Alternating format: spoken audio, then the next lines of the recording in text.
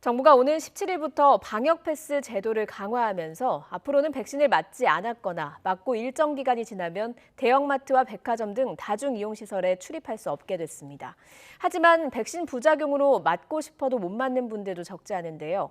정부의 정책이 과도하다는 지적과 필요하다는 지적이 엇갈리고 있습니다. 천은미 이대 목동병원 호흡기내과 교수 연결해서 짚어보겠습니다. 교수님 나와 계시죠?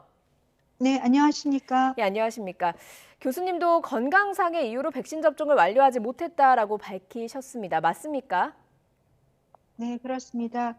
저는 원래 그 항생제 대부분의 알러지를 갖고 있었고, 신종플루 때 호흡기 의사였기 때문에 몸이 좀 안 좋은 상태에서 백신 접종을 한 이후에 조금 흉통이나 호흡곤란처럼 심각한 부작용으로 면역 상태가 좀 많이 저하가 된 상태였습니다. 그 예. 후에는 백신 접종을 하지 못했었고요. 네, 그러다가 이번에 백신 접종을 하게 되었습니다. 예, 1차 접종 때 부작용을 겪으셨던 거죠? 네, 그렇습니다. 예, 어떤 부작용을 사실 겪으셨는지요? 제가 1차 접종을 맞기까지는 정말로 많은 고민을 했었고요. 음, 제가 코로나 환자를 보는 입장이고 또 시청자분들에게 정보를 주는 입장에서 이것을 꼭 맞아서 제가 어떤 부작용이 오더라도 한번 맞아야 되지 않나 하는 그런 예. 정말 솔직히 목숨을 건다는 느낌 그런 분들이 있으셨을 거예요. 음, 접종을 했습니다만 한 3일 정도 지나면서 정부가 잘 모르는 하지만 많은 분들이 겪고 있는 부작용일 겁니다. 생활이 어지러울 정도로 어지러움이라든지 출혈, 그다음 반점, 시력 저하, 또 멍이 수시로 들고 저림 증상 때문에 거의 일상 운동을 할 수 없는 그런 부작용들이 단기간이 아니라 상당 기간 시행이 되었고 제가 낮았던 백혈구가 조금 더 떨어졌었죠. 하지만 이런 네. 부작용은 저처럼 특수한 체질인 경우에 올 수 있는 음. 거지 대부분의 분에는 문제는 없는 것으로 알고 있고 저희 부모님들이나 가족들은 성인들은 다 접종을 하셨습니다. 다만 연령이 높으신 분들에 비해서 젊으신 분들은 대부분 일부 부작용들이 있는 부분이 저는 상당히 있는 것으로 알고 있습니다. 예. 교수님, 그런데 의사가 2차 접종 부적합하다, 이런 좀 심각한 부작용을 겪을 경우에는 그런 부적합 판정을 내릴 수가 있잖아요. 그런데 인정되지 않는 겁니까?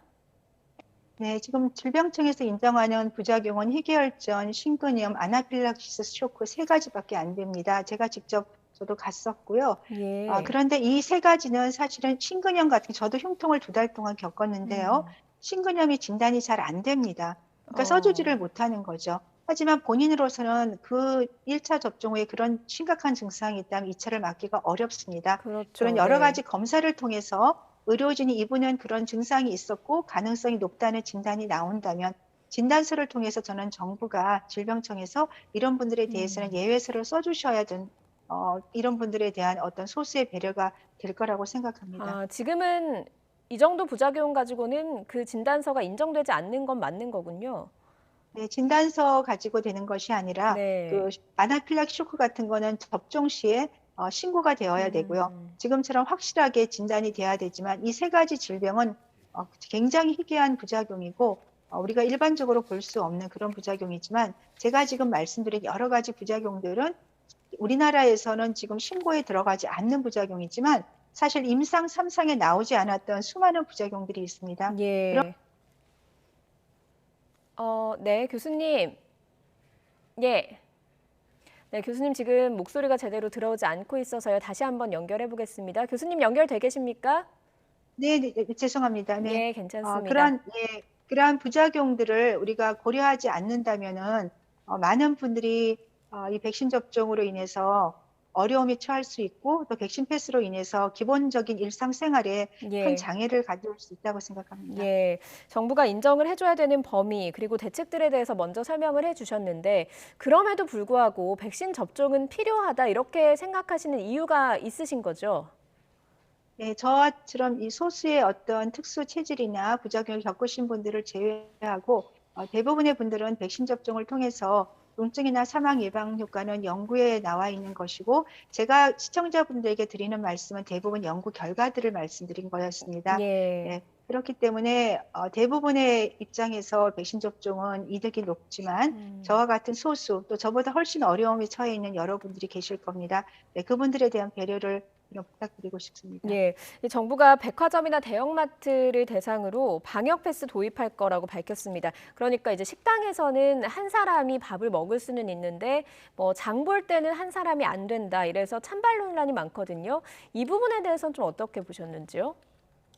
우리가 마스크를 쓸 수 있는 공간과 쓰지 못하는 공간을 저는 나눠야 된다고 생각합니다. 예. 우리가 학생 백신 패스가 문제가 되는 것이 음. 학교와 학원은 둘 다 마스크를 쓸 수 있는 공간인데 학원은 백신 패스를 해야 된다는 음. 거죠.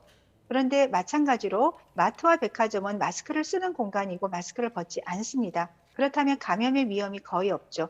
저는 개인적으로 마스크를 쓰고서 진료 시에 코로나19 환자한테 노출이 된 경우가 여러 번 있었지만 감염이 되지 않았습니다. 지금 예. 지하철이라든지 다른 우리가 대중교통에서는 사실 밀도가 훨씬 높지만 음. 백신 패스가 적용되지 않습니다. 저는 네. 좀 더 과학적이고 합리적인 형평성이 있는 백신 패스가 필요하다고 생각이 들고요.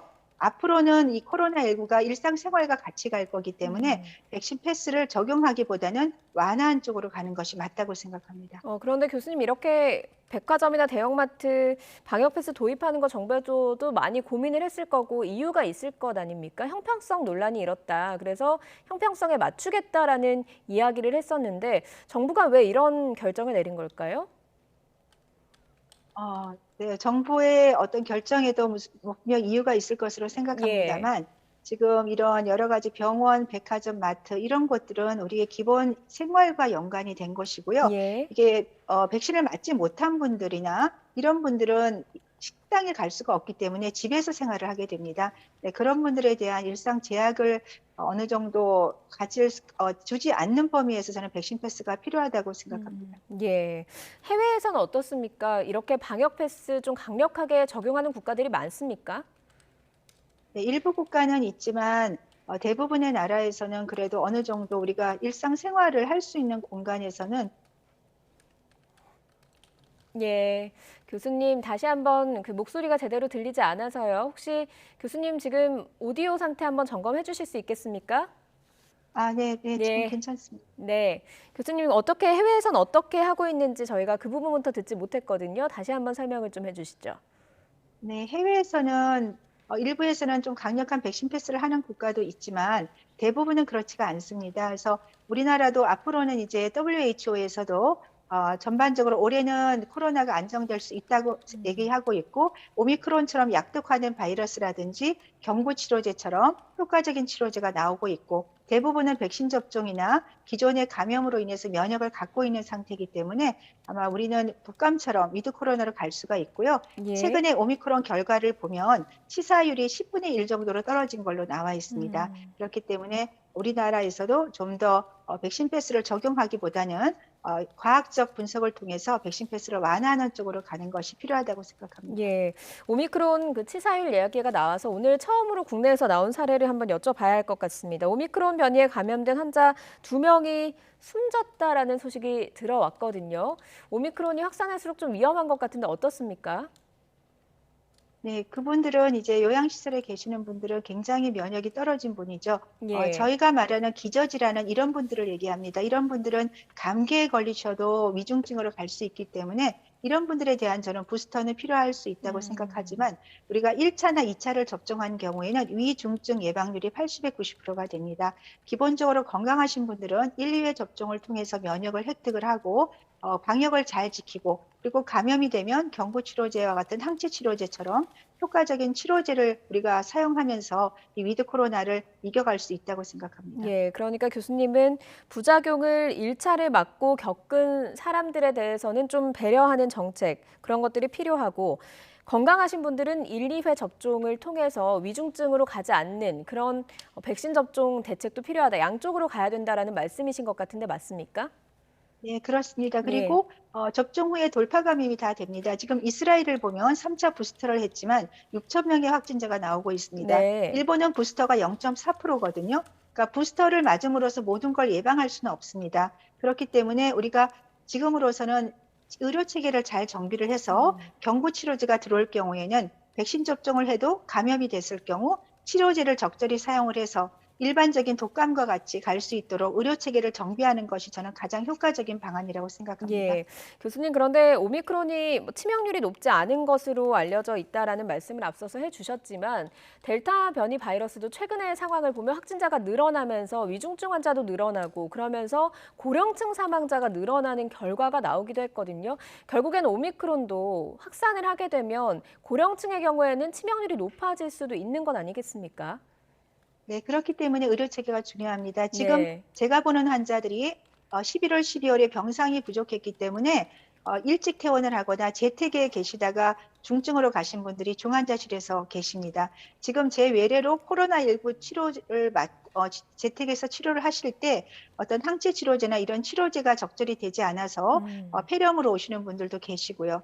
그러니까 이런 분들을 하기 위해서는 의료 체계가 정비가 돼야 되는 거죠. 만일 이분들이 조기에 치료를 받으셨다면은 중증이나 사망을 현저히 낮출 수가 있고요. 경구 치료제만 해도 10분에 10명 중에 9명이 입원을 하지 않고요. 예. 항체 치료제도 80%가 입원을 하지 않기 때문에 저는 앞으로 정부가 의료 체계 정비를 통해서 이런 분류, 무조건 재택을 하시는 것이 아니라 고령자, 기저질환자는 병상에서 바로 치료를 하고 건강하시고 예방접종이 되신 분들에 한해서 재택을 하는 이런 쪽으로 방향을 좀 전략을 짜는 것이 필요하다고 생각합니다. 예, 알겠습니다.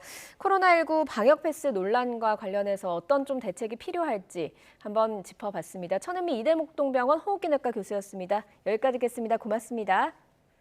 감사합니다.